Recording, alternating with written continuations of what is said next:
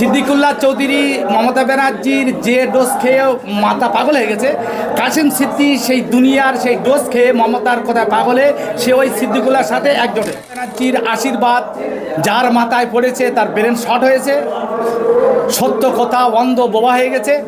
আর মমতা ব্যানার্জির আশীর্বাদ যার বার হয়েছে তার কলজি ফেফসা নষ্ট হয়ে গেছে। সিদ্দিকুল্লাহ বর্তমান কালা অন্ধ বোবা হয়ে গেছে।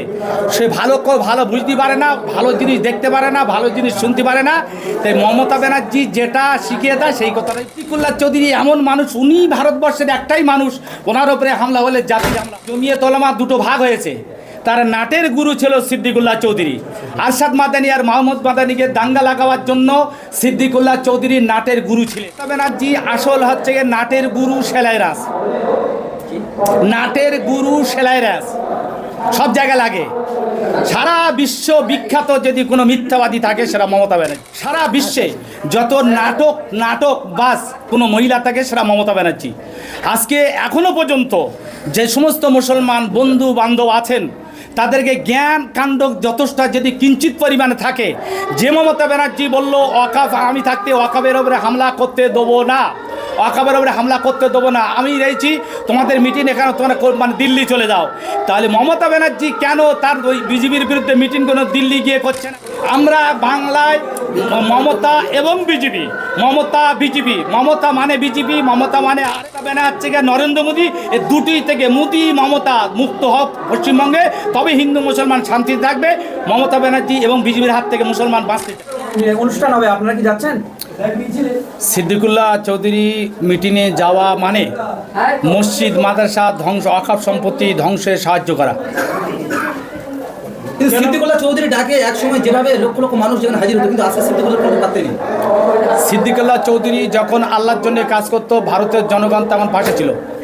সিদ্দিকুল্লাহ চৌধুরী বর্তমান পেট আর পকেটের জন্য লড়াই করছে, ধোকা গাদ্দারি মির্জাপুরির কাজ করছে, এই যে লোক জনগণ সরে গেছে। আপনি মনে হচ্ছে নীলবাতি পেয়ে সব কি ভুলে গেছে?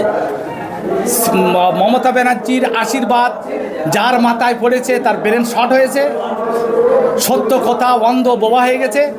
আর মমতা ব্যানার্জির আশীর্বাদ যার বার হয়েছে তার কলজি ফেফসা নষ্ট হয়ে গেছে। সিদ্দিকুল্লাহ বর্তমান কালা অন্ধ বোবা হয়ে গেছে।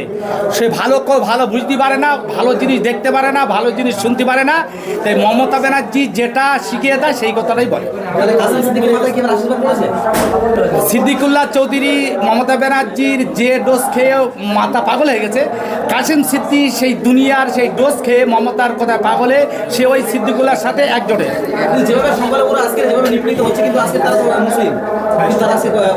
সিদ্দিকুল্লাহ চৌধুরী বলেছে আমার উপরে হামলা করা জাতির উপরে হামলা করা। কোরআনের উপরে হামলা করলে জাতির উপরে হামলা হয় না। মসজিদ মাদ্রাসা ধ্বংসের জন্য আইন পাশ হচ্ছে, মমতা ব্যানার্জির সেখানে সমর্থন জানিয়েছে, সেখানে হচ্ছে গিয়ে মানে জাতির হামলা হয় না। আজ সিদ্দিকুল্লাহ চৌধুরী এমন মানুষ, উনি ভারতবর্ষের একটাই মানুষ, ওনার ওপরে হামলা হলে জাতির হামলা হয়। জনগণ বুঝতে পারছে না জাতির হামলাকে, জাতীয় লোকটাকে, এই জাতীয় মোনাফেক না জাতীয় মির্জাফর না জাতীয় বিশ্বাসঘাতক। এক জনগণ সবাই বলা শুরু করেছে ও জাতির জনক নয়, জাতীয় মির্জাফর, জাতীয় গাদ্দার, জাতীয় ধোঁকাবাজ। উনি একজন বড় আলেম এবং যেটা ভারতবর্ষ জুড়ে যে সংগঠন, সেই সংগঠনের একটা পশ্চিমবাংলার সাধারণ সম্পাদক, তাকে আপনি এত বড় কথা বলছেন। ইতিপূর্বে ভারতবর্ষে জমিয়ত ওলামা দুটো ভাগ হয়েছে, তার নাটের গুরু ছিল সিদ্দিকুল্লাহ চৌধুরী। আরশাদ মাদানী আর মাহমুদ মাদানীকে দাঙ্গা লাগাবার জন্য সিদ্দিকুল্লাহ চৌধুরী নাটের গুরু ছিলেন। যে যত চাচার ভাইপোর মধ্যে লড়াই লাগানো যাবে তত আমার কেরামতিরা জিন্দা থাকবে। সেই জন্য আমি অন্ধ হয়ে মাহমুদ মাদানী সমর্থন করবো, আর মাহমুদ মাদানী অন্ধ হয়ে আমাকে সমর্থন করবে। এই যে মুসলিম দরদি মমতা বন্দ্যোপাধ্যায় বলেছিল ওয়াকাফ নিয়ে গুলি করবেন না, আমরা বাংলায় আছে, বিষয়টা দেখে নেব। মমতা ব্যানার্জি আসল হচ্ছে নাটের গুরু সেলাই রাস, নাটের গুরু সেলাই রাস সব জায়গায় লাগে।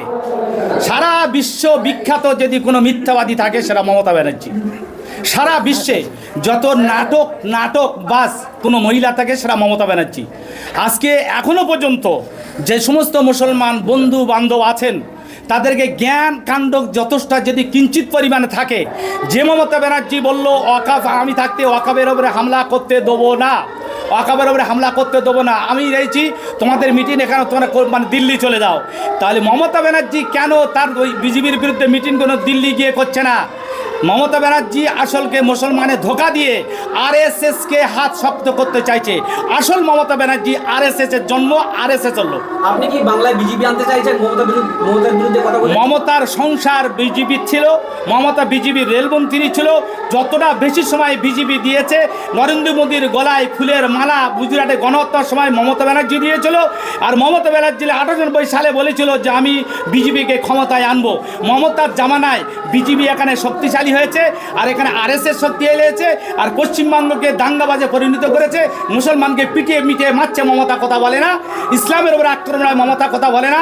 কোরআনের উপরে বিজেপি বিদেশি বাংলাদেশি অমিত সরকার এসে ভোট অধিকার করেছে, তার বিরুদ্ধে বিজেপি ব্যবস্থা করে, সে কোরআনের অপমান করে। কিন্তু দুঃখের বিষয় মমতার পুলিশ গ্রেপ্তার করে না। মমতার হচ্ছে আসল পুলিশ মন্ত্রী। মমতা পুলিশ মন্ত্রী মুসলমানদের ধোকা প্রতারণা করার জন্য নিজের সংখ্যালঘু মন্ত্রী যা পুলিশ নিজের হাতে রেখেছে। আপনি কি বাংলায় কাকে চাইছেন? আমরা বাংলায় মমতা এবং বিজেপি, মমতা বিজেপি, মমতা মানে বিজেপি, মমতা ব্যানার্জিকে নরেন্দ্র মোদী, এই দুটি থেকে মোদী মমতা মুক্ত হোক পশ্চিমবঙ্গে, তবে হিন্দু মুসলমান শান্তিতে থাকবে। মমতা ব্যানার্জি এবং বিজেপির হাত থেকে মুসলমান বাঁচতে চায়। আচ্ছা, শুভেন্দু অধিকারী বলছে আমরা যদি রাজ্যে ক্ষমতা আসি বাবরের নাম তুলে দেবো, শাহজাহানের নাম তুলে দেবো। মানুষ যখন নেশা করে মদ খায়, তাড়ি খায়, তখন বলিয়ে দেয় যে সারা দুনিয়াটা আমার। নেশা কেটে গেলি সে আর দুনিয়াতে আমি কোথায় ছিলুম, রাস্তায় ছিলুম, কি কোথায় ছিলুম কেউ জানে না।